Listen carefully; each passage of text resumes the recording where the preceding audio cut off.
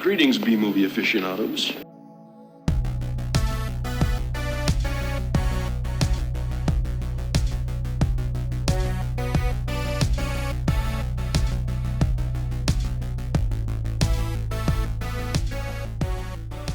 Hello, and welcome to Couple of Flicks. I'm Tristan. I'm Nick. And I'm Zach. And so today we are going to be giving our individual top 5 favorite films. And just to kind of like go over this one more time, by favorite, we're not talking about like the top 5 films that we necessarily think are like the best as far as being like well made or whatever, but just our top 5 favorite, like personal favorites, right? Yeah. Okay. Yes, because there would definitely be a different list if it was the other way around. Cool. All right. Yeah. All right. And I guess, I mean, we should the reason also why we're doing this one now is because of the quarantine break we had, I guess. Yeah. Trying to get the audience to know us a little better. Yeah. You know, give us a little bit of our tastes and let them know what we like. And yeah, because it doesn't hurt to like reintroduce our sort of respective styles and opinions and perspectives and stuff. So especially after that long break, you know. Yeah. Although I do have to preface mine with my favorite genre is horror, but I have one horror movie in mind. Oh, good. Yeah, my favorite is horror as well, and I only have one on there. So my favorite genre is horror as well. And yeah, indeed, I only have one on mine as well. Okay, I cool. tried to vary some. Yeah. Actually, the one I chose is my number one. So same. I figure. Oh, okay, good. All right. And yeah, I did spend a surprising amount of time actually thinking about what to choose for this list too this morning. So really? Mine came pretty quick. Yeah, I wanted mine to come quick, but I just My first 3 were easy, but then like after that, I was like, I made like a top 10 at first, and then moved stuff around. Yeah. Oh yeah, I have like a honorable mention section if we get to that. Yeah. Too, that I was thinking of putting in, but I definitely have a top 5 that I would say. Yeah, same. And again, it is also hard for for me, I feel at least it's hard to narrow down even just a favorite movie just because I like so many. Yeah. It's real hard to just say, like when people ask me, I usually give them what my number 1 is just to appease them. Like when you know, I'm meeting someone, I'm like, oh yeah, I'm into movies. And, oh, what's your favorite movie?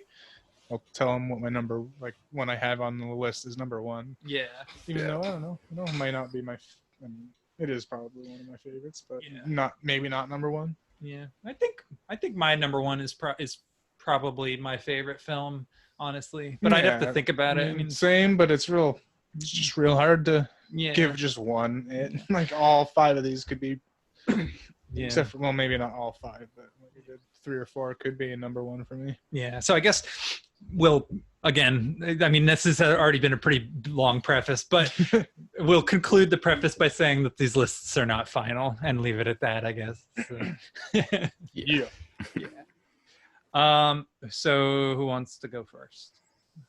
Do you want me to? Or? I mean, I can go first since mine's pretty, I don't know, basic. Yeah. I guess it would be. It's a comedy, and it is Superbad. Okay. And I just fucking love that movie. And I mean, I know Judd Apatow by this point's a little worn out, but like this is his first, like, I mean, not his first, but like to me, his best. Yeah. His first best one. And like I liked 40-Year-Old Virgin and Knocked Up, I think, which came before this, I believe. Yeah. But I think this one just hit home because it came out at like the exact same age I was when Seth and Evan were depicted, and it just was like everything was like, oh, these guys are like my group of friends, just, you know, ragging on each other. Just how they talked and how they, you know, everything was just like, yes, this is like, it's a coming of age. I like the coming of age movies as well if they're done well. So it's like this was a coming of age, raunchy, like realistic, because that's kind of like that. It was like how we talk shit to each other just for fun. Yeah. Like, I know. it It's was like, it's yeah, like my- you look back on on those days and it's like, oh man, gosh, what an asshole. yeah, Yeah. still fucking good. Yeah. Like, Um, and like honestly, like every line in that movie is like fucking hilarious almost. Like it's Yeah. really hard to like not have a line in there that if you don't even just think about for a couple seconds, like, oh, that's fucking hilarious. Like one of just those throwaway bit gags was like Michael Cera was ditching Jonah Hill for something. It was lunch. He was like going to do something. So Jonah Hill was like, oh, so now I have to eat lunch alone like I'm fucking Steven Glansberg. And it cuts to just this guy slowly eating a pudding, like a snack pudding thing. And we're just like, yes. That's so fucking random and funny and so spot on of how we were fucking Yeah. talk in high school and shit.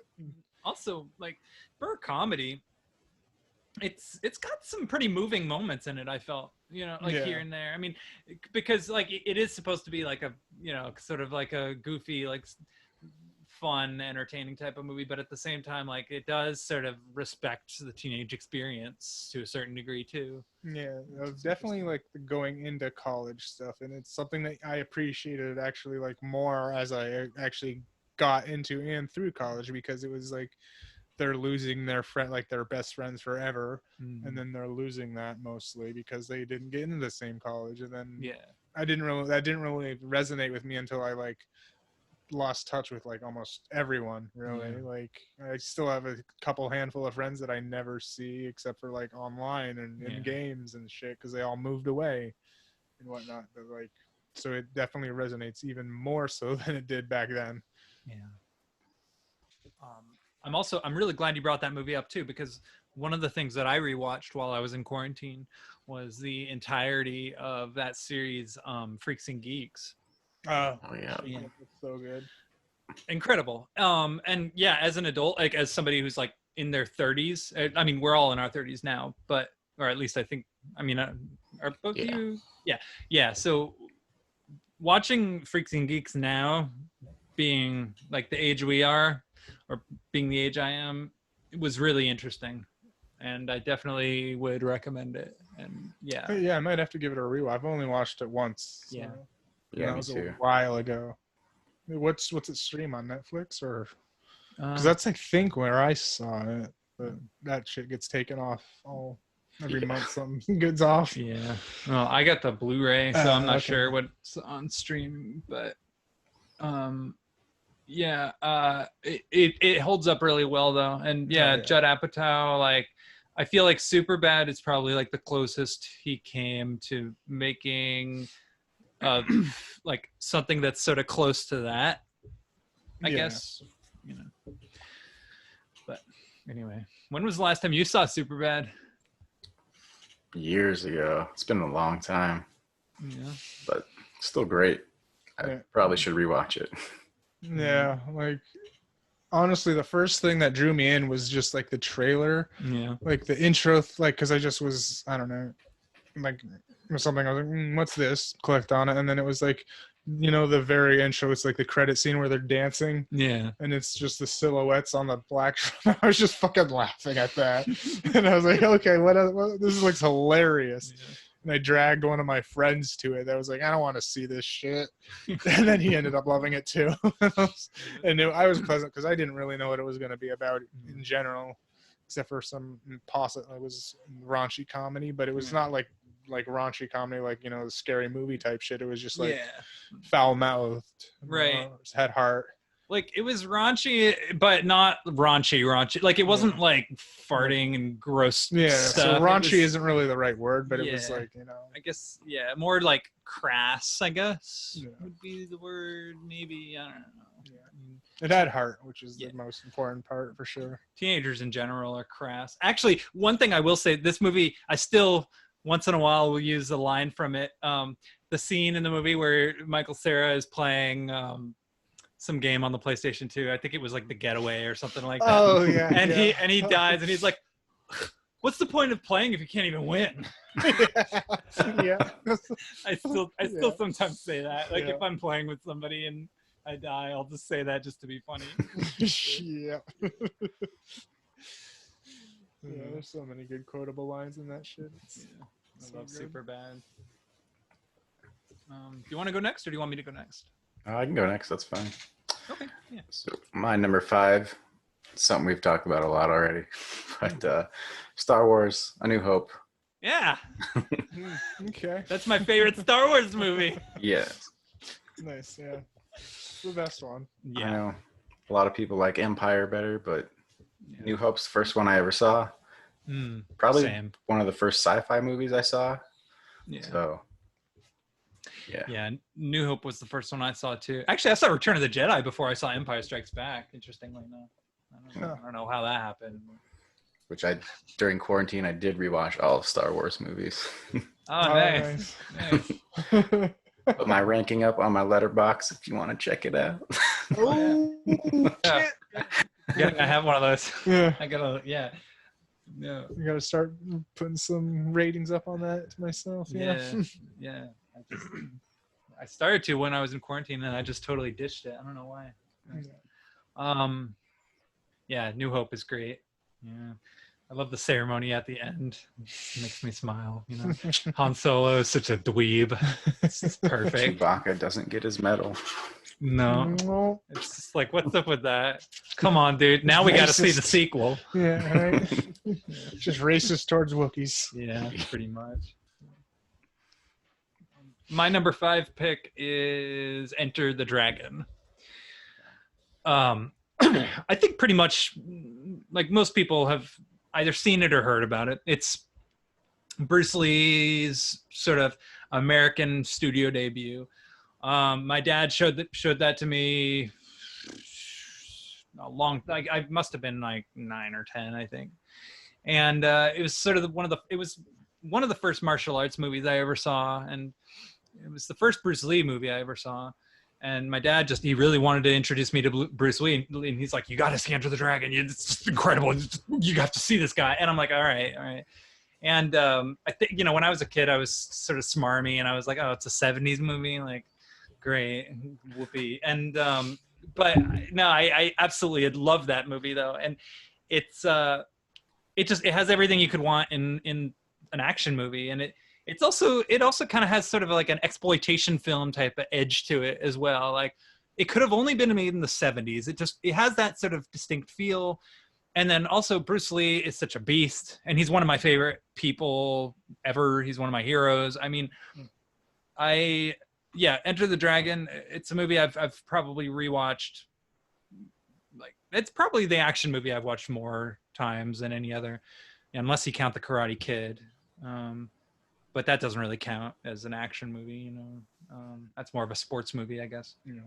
But I guess martial arts, though, in a way, I don't know. And I love Karate Kid, but this Enter the Dragon, that's my favorite. Nice. Yeah. For my list, I consider just putting Jackie Chan as one of them because I can't really pick one of my favorite Jackie Chans. It's hard. And Jackie Chan is like Bruce Lee's. He is one of my movie heroes, just because his politics aside, like his fucking movies were so good, and I love his style too. Just the fucking using umbrellas and stepladders as weapons and shit, and the shit he pulls off is just bananas. Yeah. And it's all him too. Yeah. I mean, all of it. Like all of his movies have like bloopers and outtakes and all that stuff at the ends of them, and you can see like him mess up some of these stunts. And I mean, I think during Rumble in the Bronx, or maybe it was the one before that, I forget. One of them, he broke his foot. Mm-hmm.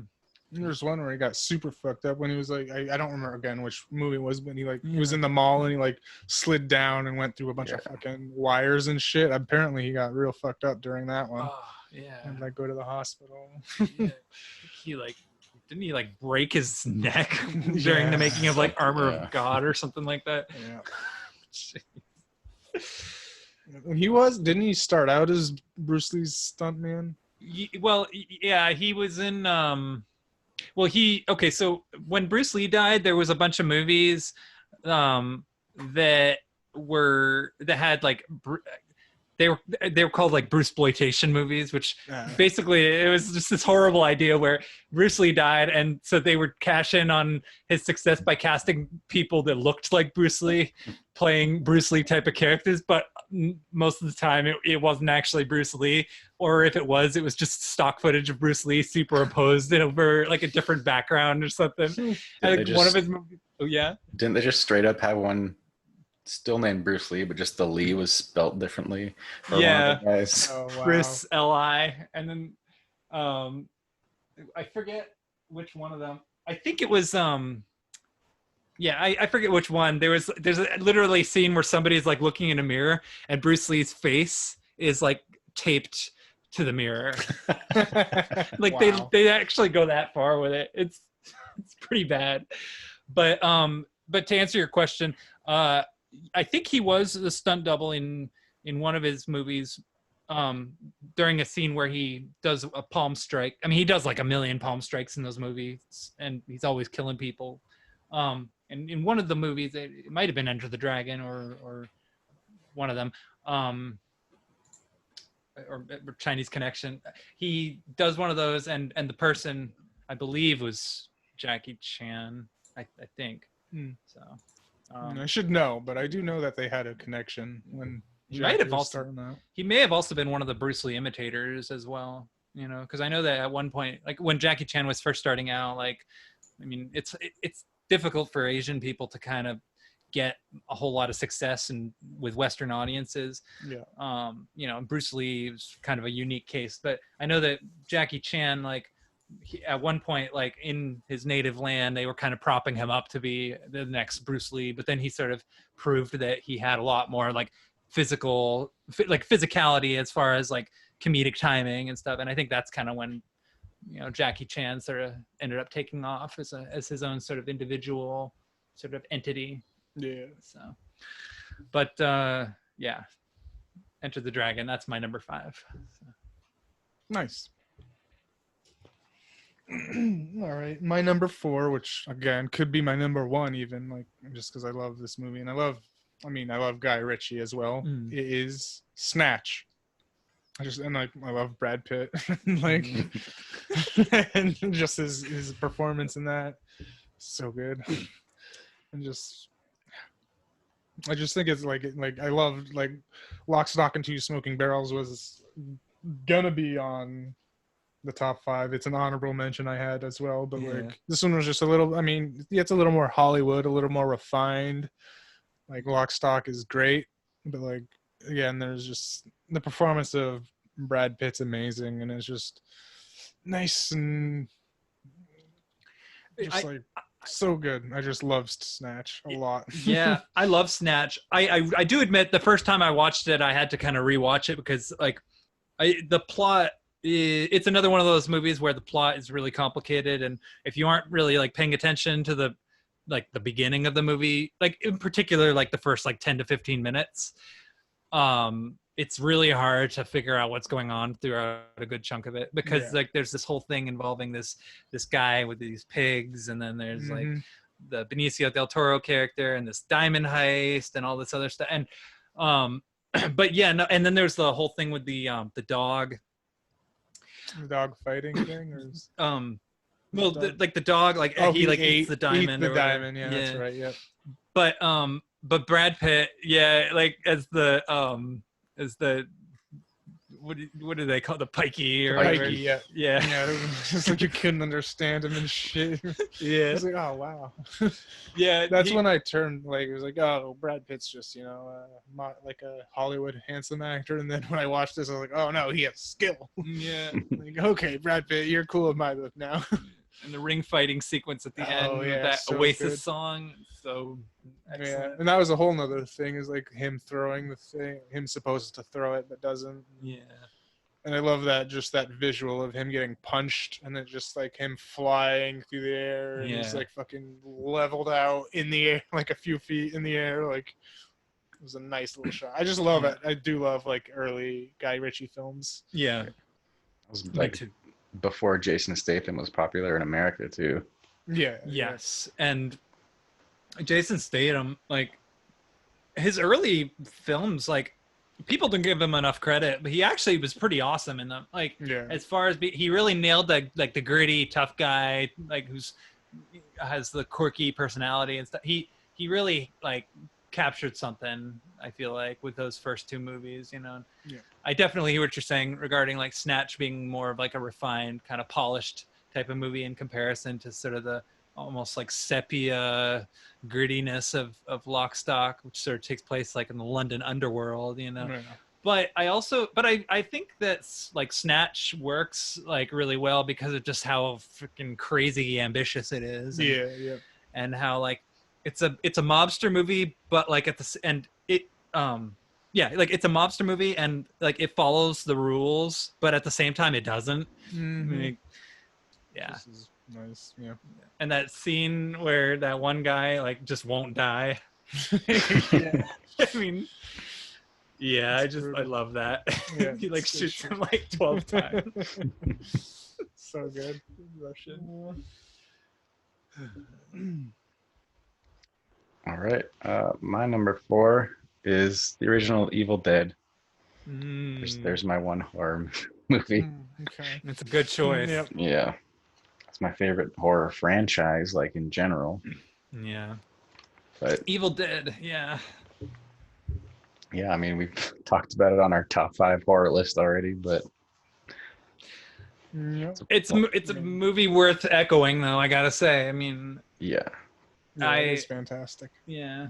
I I still have my original DVD of that. I heard that like the upgraded, like the recent upgraded like editions, I guess they take out some of the like cheap looking like things that you were obviously goofs. I guess like they took some of those out or somebody was telling me about that, which I was like, uh-oh, like I'll ugh. have to It kind of look into that. I have Yeah. like so many copies of it.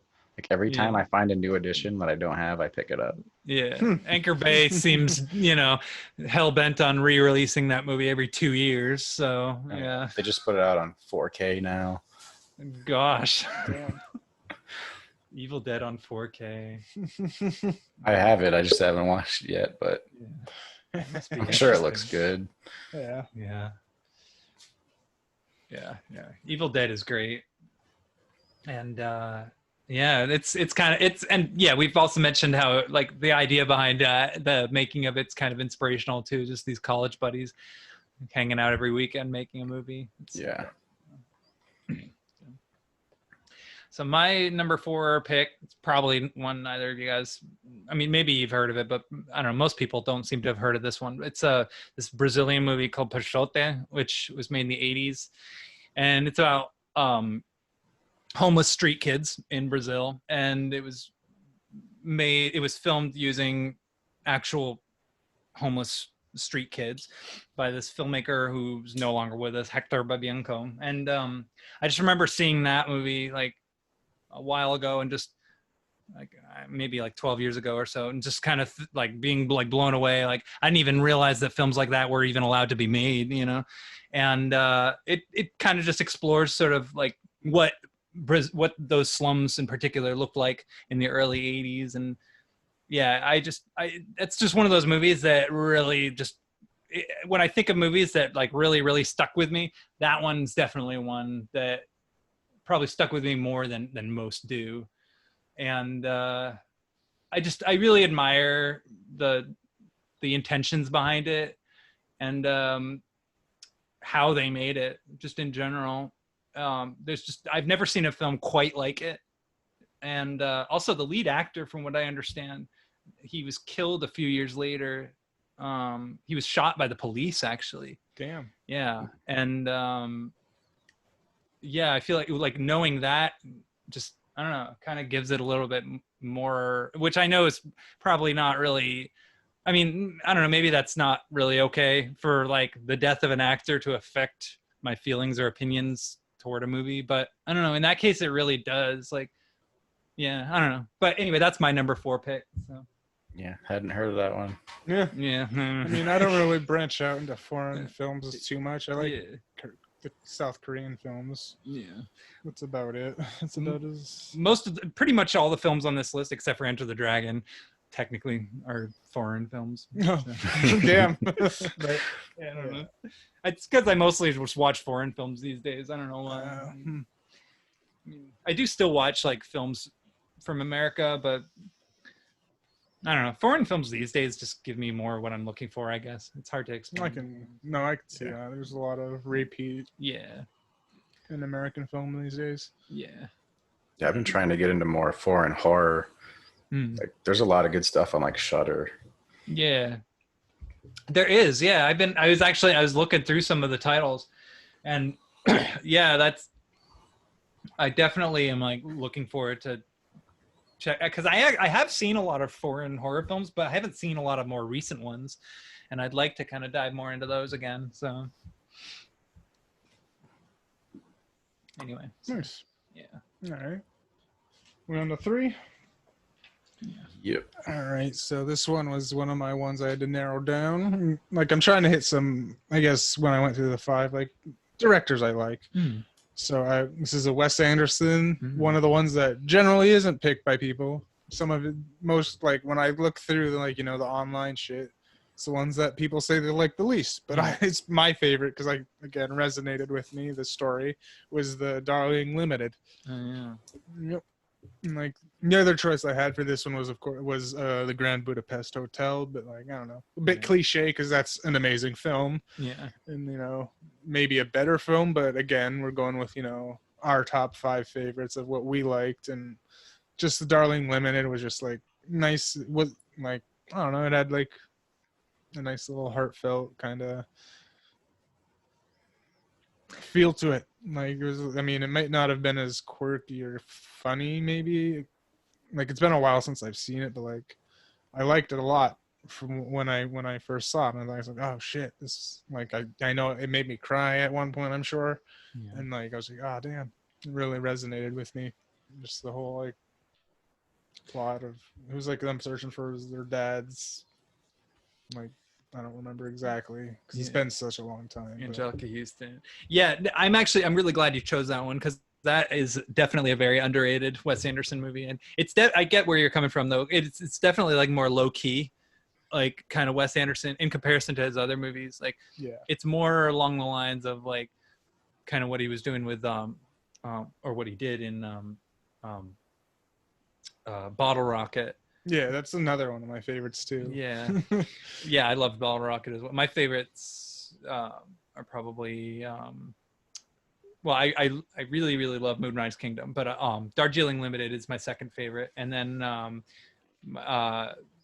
Bottle Rocket, I actually, that's probably my third favorite, I gotta say, because I don't know, every time I rewatch Bottle Rocket, I love it more and more. And there's things about that satisfy me, that in ways that films like Rushmore and The Royal Tenenbaums don't. I mean, I love those two films as well, but those don't quite. There's just a different quality to them, And I like the more like intimate feel of like Bottle Rocket. Yeah, yep. And Darlene was definitely more intimate. Yeah, and it was more tragic too. Like, the Owen Wilson character was really sad, and like and also I'd have to say Darjeeling Limited, out of all of his films, probably has my favorite soundtrack. I know a lot of people really love the soundtrack to Life Aquatic, and that is a great soundtrack. I've listened to that soundtrack like a dozen times, like without even like separate from the movie. I like that the soundtrack to Life Aquatic is actually the kind of soundtrack that you could like put on, like in the background. But having said that, I actually prefer the soundtrack to Darjeeling Limited, just because there's more variety to it. So yeah.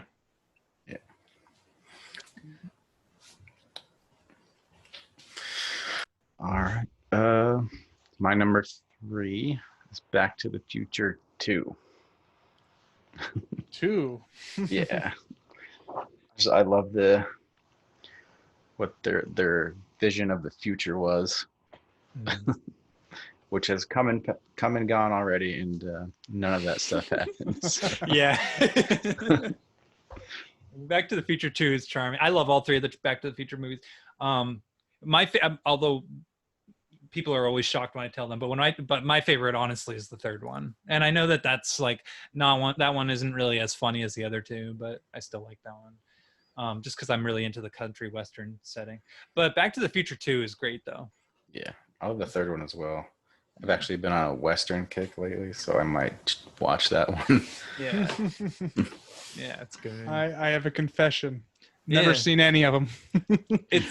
You'll like them. And it was actually like it's on the top of my list when quarantine started. I was like, I'm gonna watch these finally, but I still haven't gotten around to it. I really want to watch them. I just haven't gotten to it. Maybe Hopefully the hype doesn't kill it for you, but they're great. Yeah. It won't kill now. Yeah, I Yeah. heard they're great. And that Yeah, Michael J. Sorry, I was about to say Michael C. Fox. Michael J. Fox. He's really something. I'm gonna say, like those three films. He didn't even have to be in any other movies. If he wanted to, he could have those three films could have just defined him as an actor, and it would have been just fine. Because he does pretty much everything throughout the course of those movies. Yeah. Like he ends up actually having to do a lot of physical stuff. damn.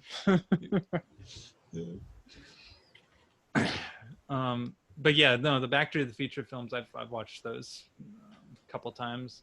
Yeah, I like them. Gotta get on it. Yeah, when the time is right. Yeah. I think I'm gonna do it soon. Yeah. Yeah. My number 3 pick. Sometimes people chuckle when I say this one, but my number 3 pick is Grizzly Man, which is a documentary. Oh, that's on the top of my list too. I want to see. I haven't seen it. Oh yeah, I so want to see it. It's a beautiful movie. I mean, it's not, but it is. Like it's for those who've never seen it. It's about this gentleman named Timothy Treadwell who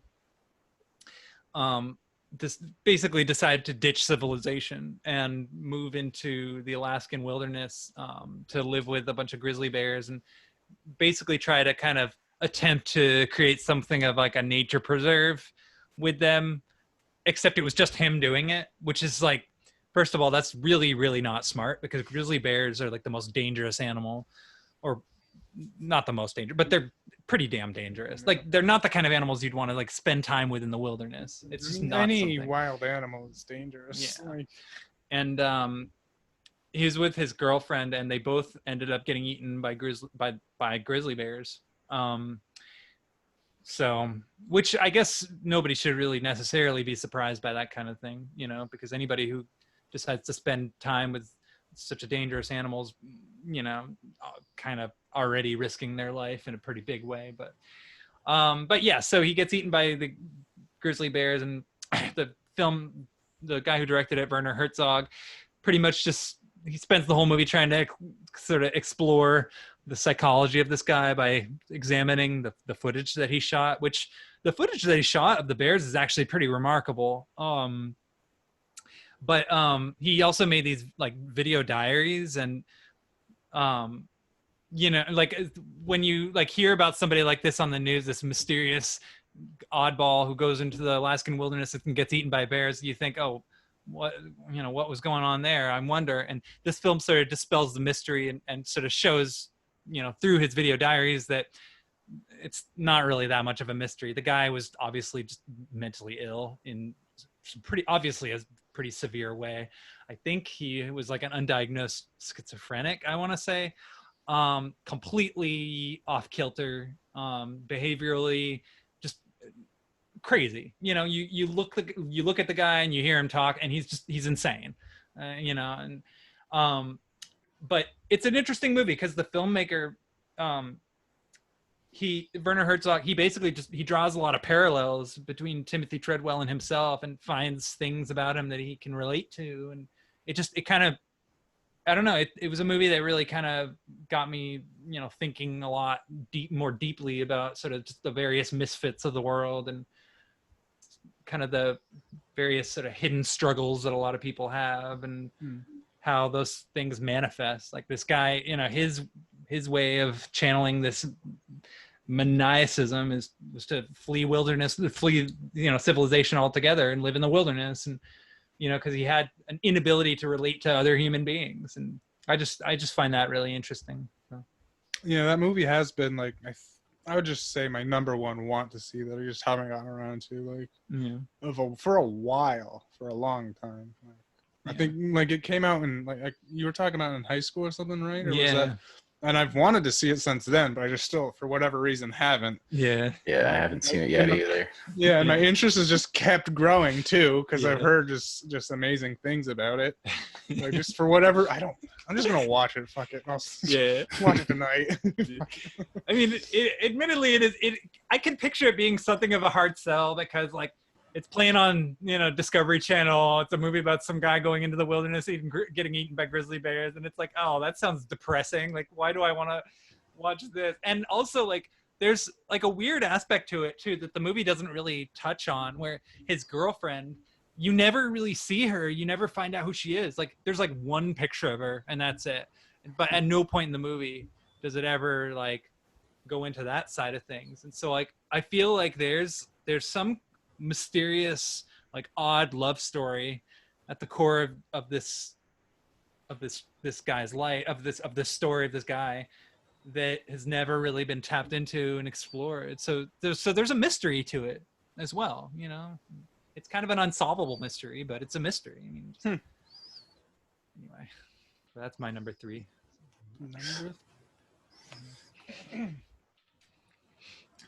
All right, my number 2 then is a Paul Thomas Anderson PTA, Punch Drunk Love.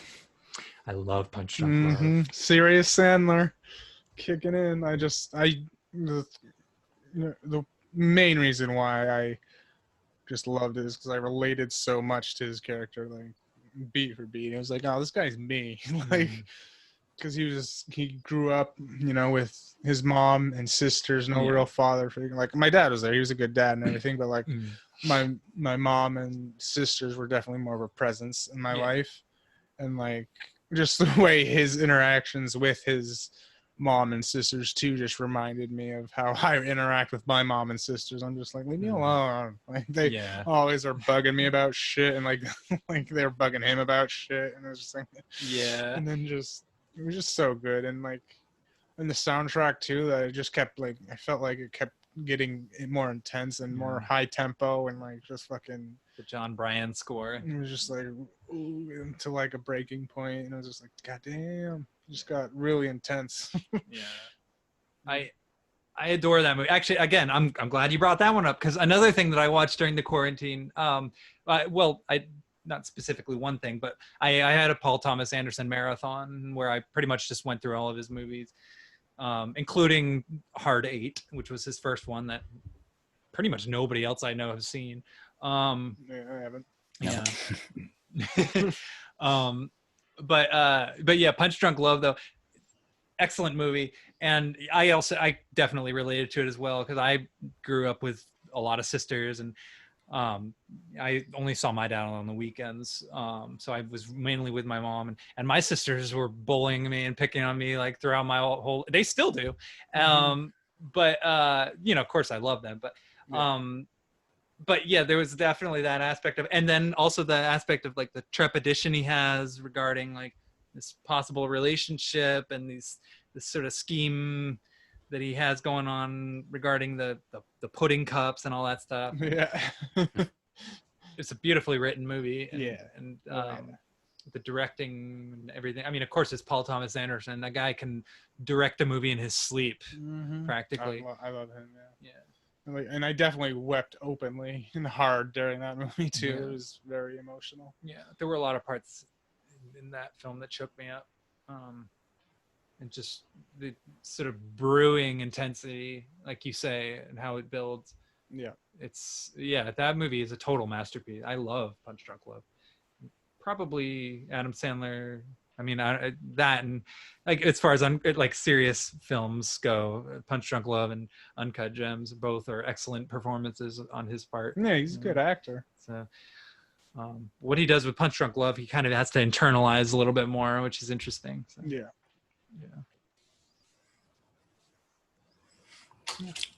All right.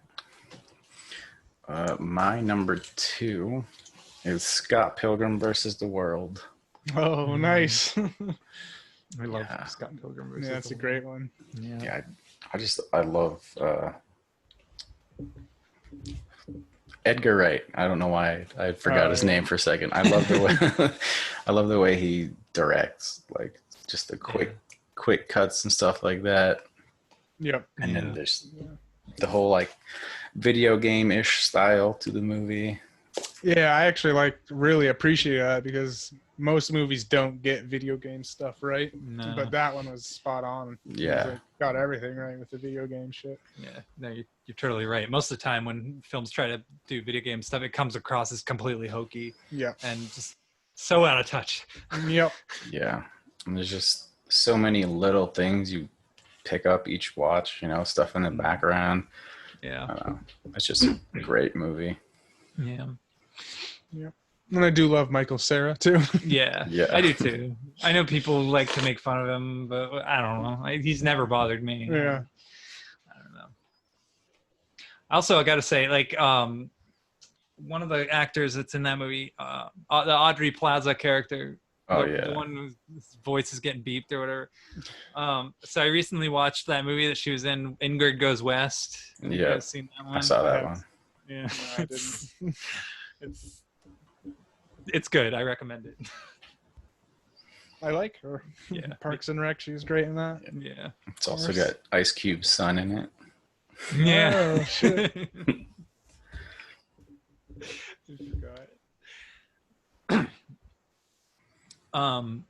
My number two is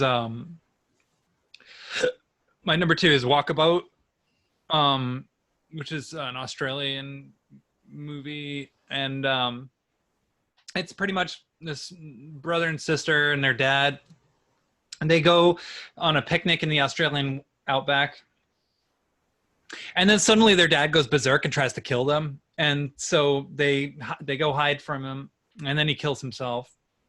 So they're stranded in the middle of the outback, and so basically it's a survival film. And for like a good chunk of the movie, they don't really know exactly like what they're doing. They're kind of just, you know, just moving on, like moving and just trying to figure out directionally where they are. And of course they get thirsty and all this stuff.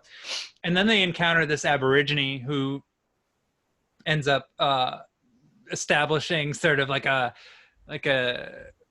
almost like a weird well, not weird, but it's kind of like a growing kinship, and he ends up like, because they can't really communicate with him the way they communicate with each other, which is like through like talking to each other in the English language, because he doesn't speak English.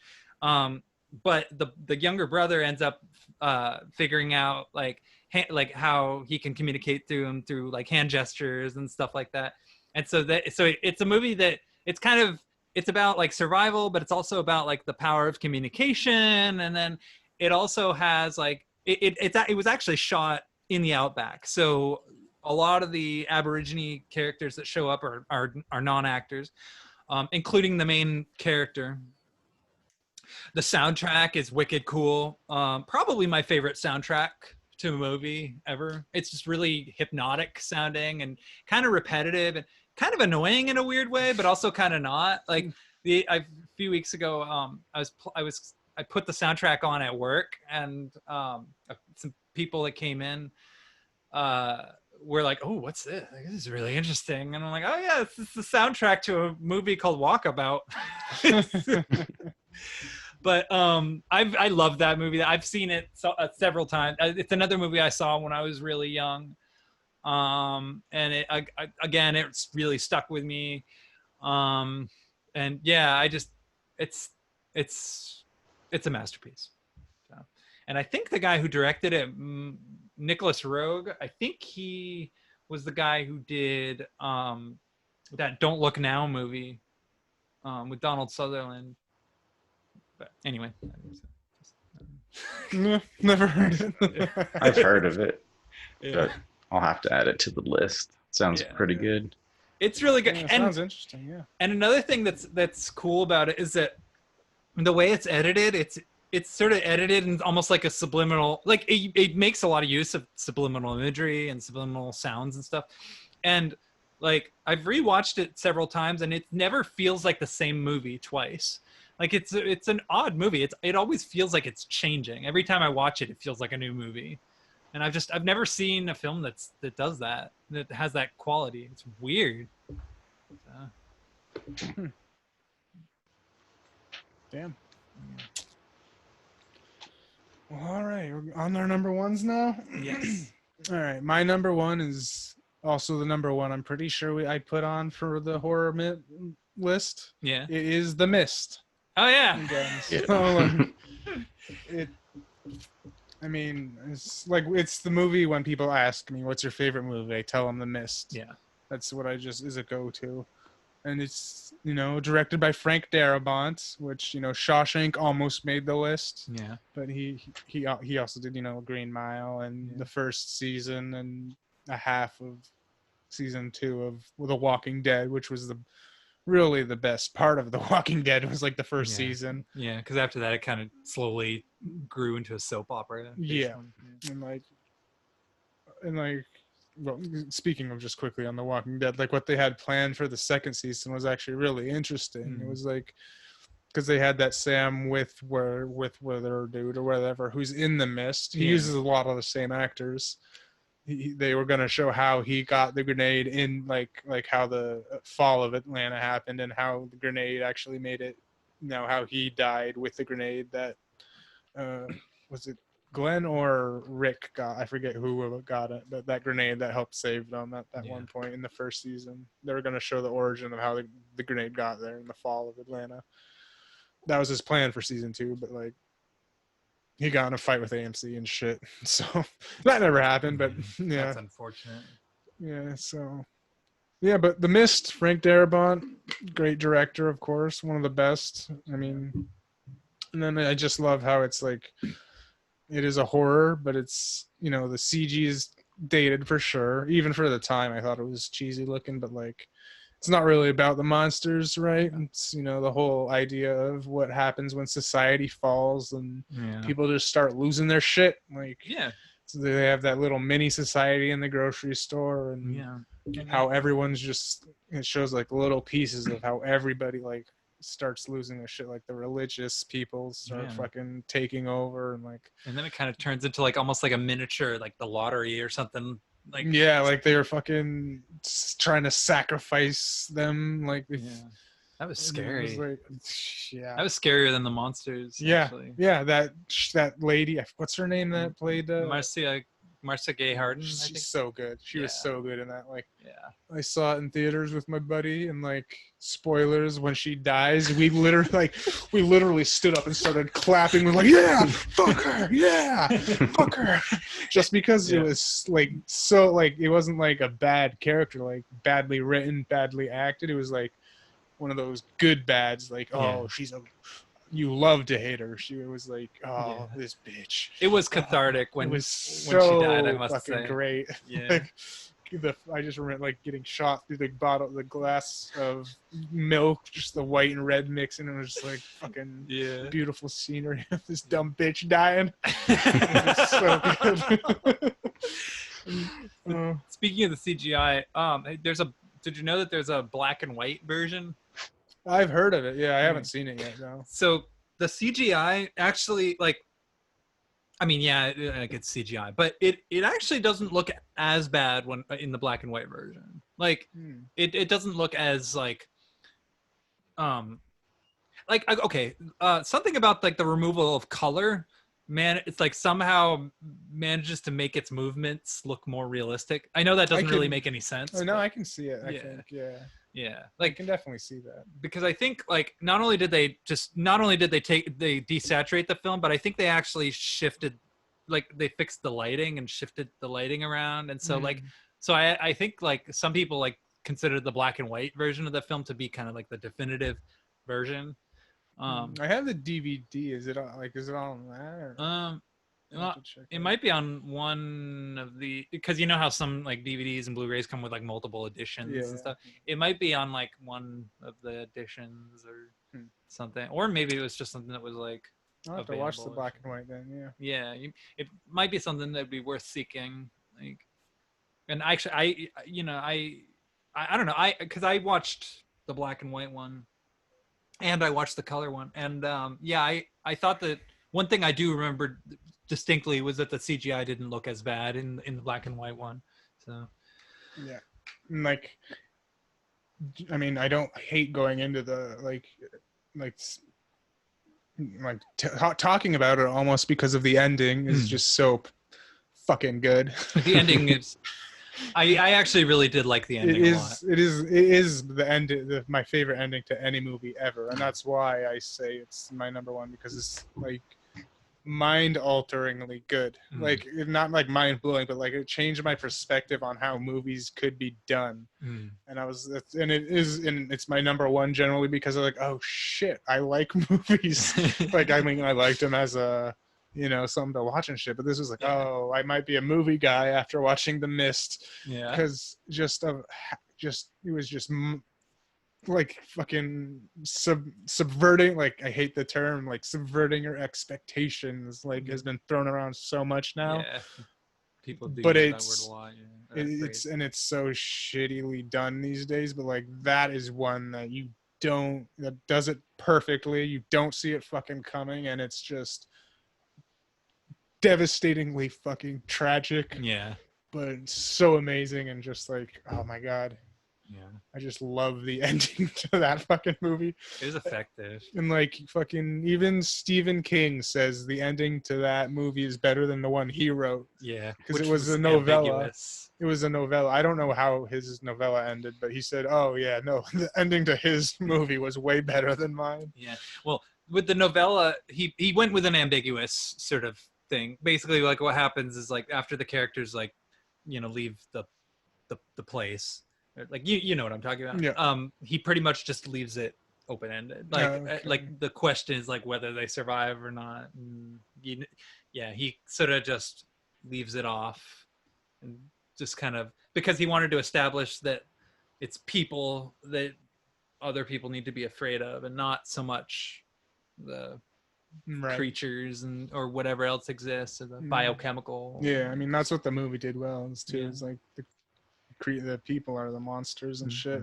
And they did that really well, and they were able to suitably tie that together with the ending, because the ending is like a very human sort of, it comes about because of some human errors, and it's a movie about the futility of being human, and Like, do your best, but and living with your consequences too, just like just devastating consequences as well. Like, I loved it. And it also struck me too, because like the fact that it was like the main character is like a parental figure, was really, like, that was effective to me as well. Like, you know, because I'm definitely gonna like care about somebody like that.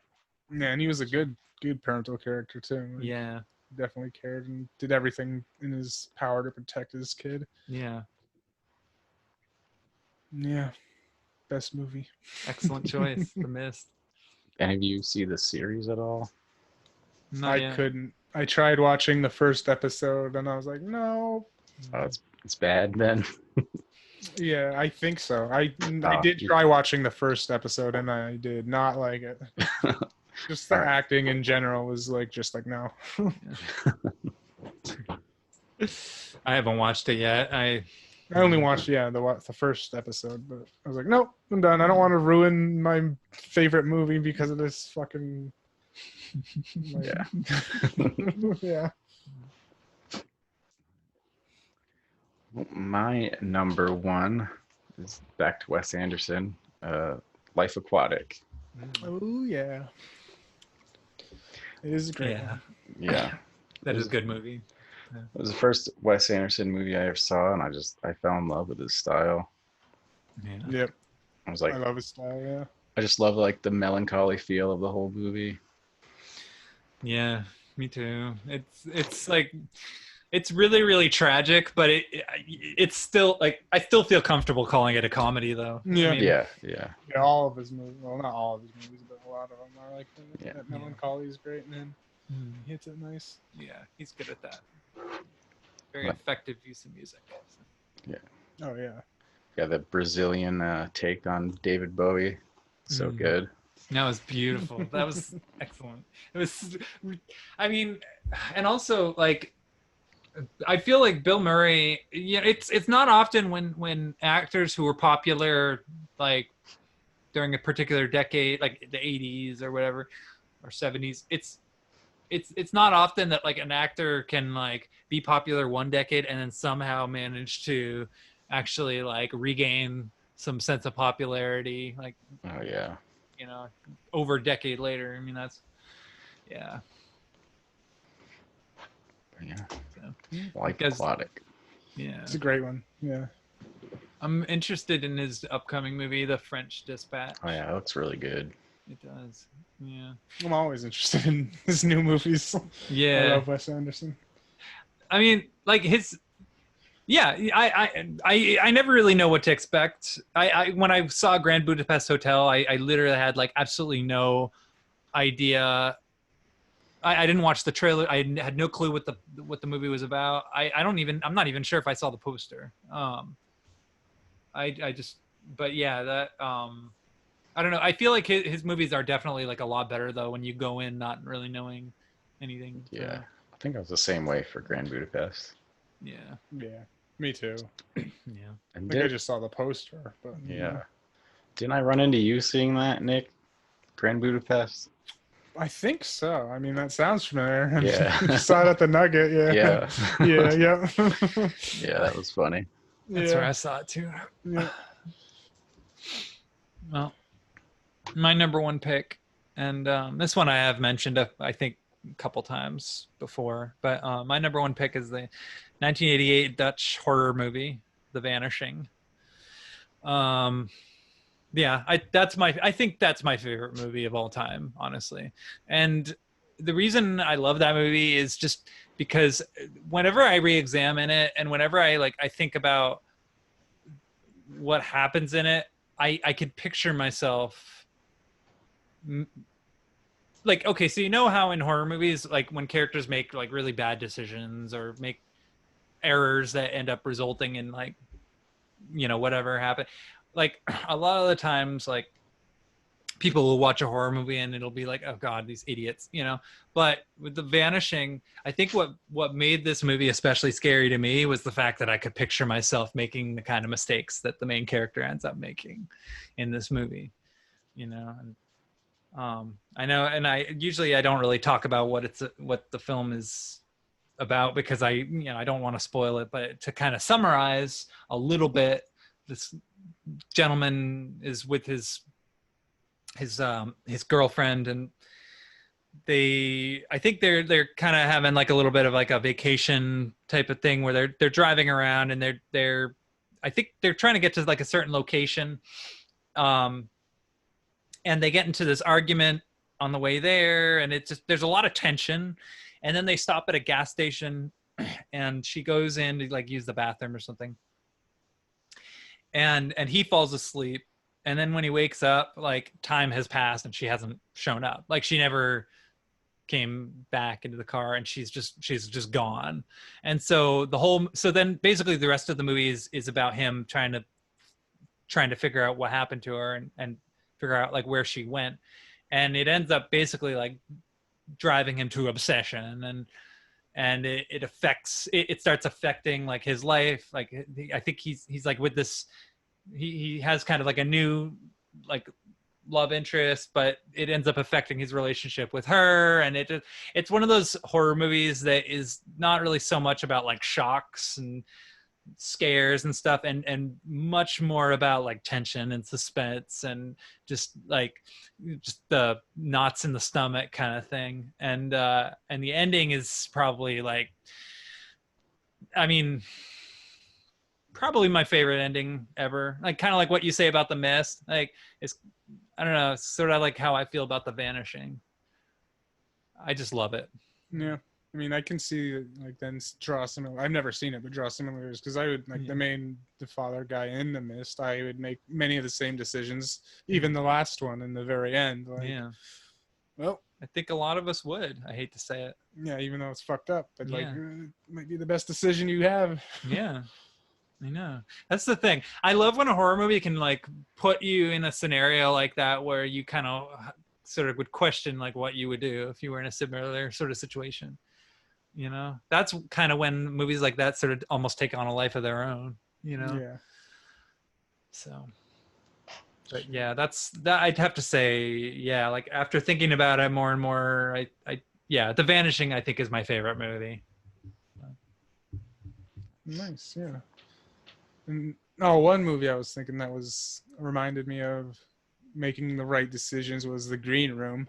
I was like, oh, this is actually people making smart decisions, but still getting fucked up. Yeah, that's the thing that was horrifying about it is every time they would make a smart decision, the guys that were, you know, that they were kind of under siege with would end up making an even smarter decision. Yep. You know, and somebody would like come up with a clever idea, but then somebody else would introduce heavy artillery or something Right. and just totally screw up their idea. Yeah. And it's just like, Yeah. when is something going to work out? Yeah. You guys should watch VFW on a side note if you like Green Room. It's basically Green Room, but with old guys, old veterans in a bar. Oh, nice. Like, okay. VFW. VFW. That sounds awesome. Yeah, it's pretty good. Yeah. I think I have this title saved actually. But, Write that one down. yeah. Made a mini little list. Nothing wrong with that. I don't know how much time. Like, you guys want to just kind of quickly talk about like some honorable mentions or whatever? Or Yeah, sure. Whatever. well, my favorite movie used to be Fargo, and I still love that movie, and I still watch it like every once in a while. But it's not my favorite anymore. I like the series too.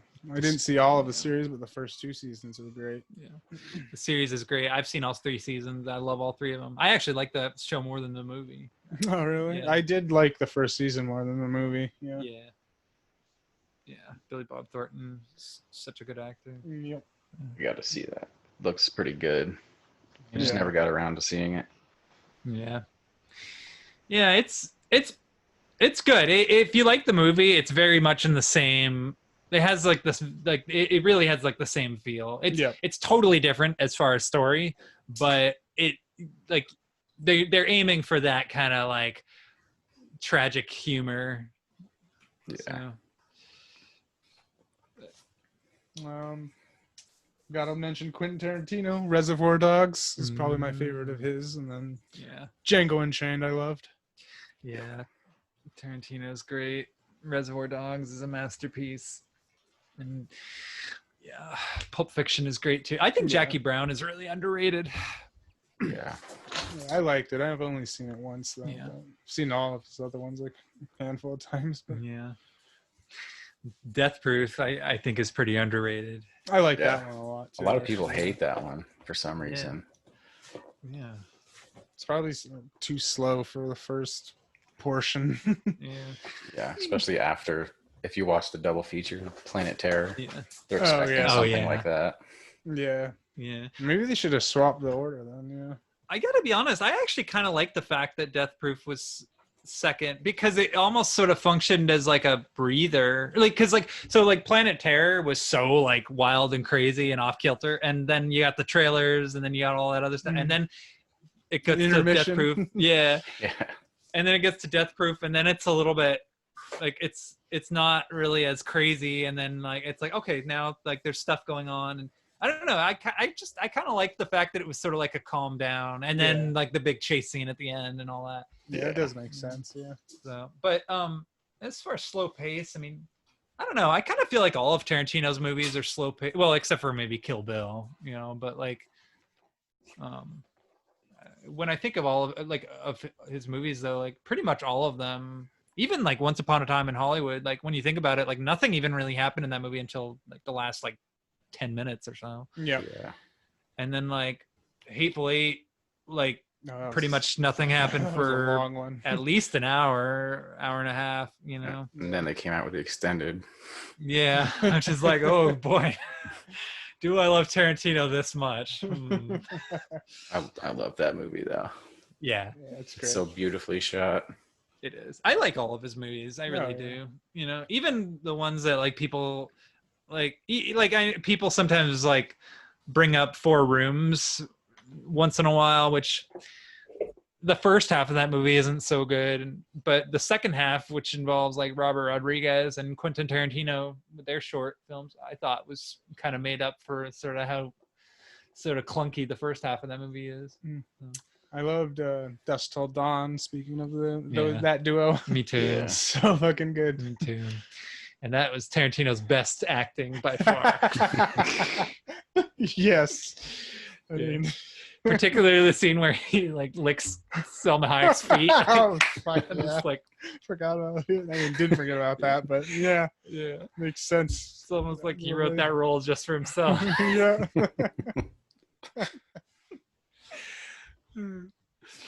He would too. Yeah, totally. I like, okay, I think one movie I mentioned on one of the of the episodes was that movie The Bird People of China, which you probably, I don't know if you guys remember me mentioning it. It's this really interesting sort of quiet, almost like a dramatic, like like very emotional dramatic film that happens to be directed by Takashi Miike, interestingly enough. But I think that one I would say would be on my honorable mentions. That's a movie I actually really love, and yeah, like that one is actually really underappreciated in my opinion. I only saw it last year, but I loved that one. I love Birdman. Yeah, That was a good Birdman one. is excellent. Yeah, I love long shots. yeah. They're so Me much fun. Birdman was almost like that whole movie was almost like a dance or like a ballet or Yeah. opera or something. It's really cool how it was done. And Michael Keaton is, first of all, he's my favorite Batman, but putting that aside though, as an actor, he has such a fine mastery of comedic timing, but then he also has he's so good at like emoting as well, like in a way that comes across as like real. Michael Keaton is such a good actor.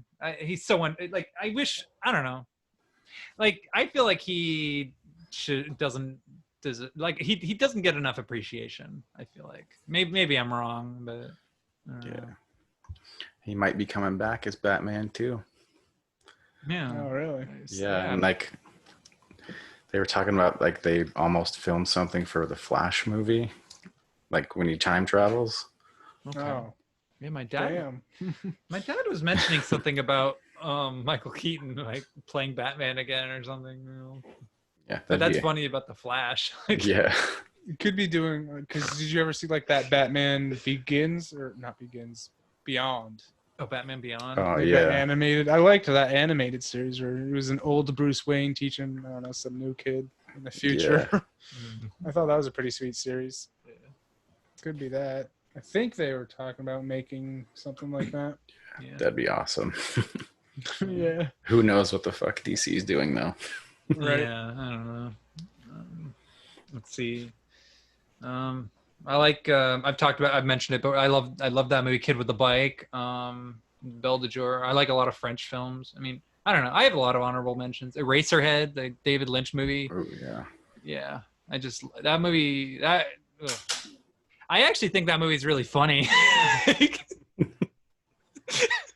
It's also like pretty weird and nightmarish and creepy, but I don't know. So there's the aspects of it that I kind of find amusing too, though. Like, yeah, like just how annoying that baby is. oh yeah.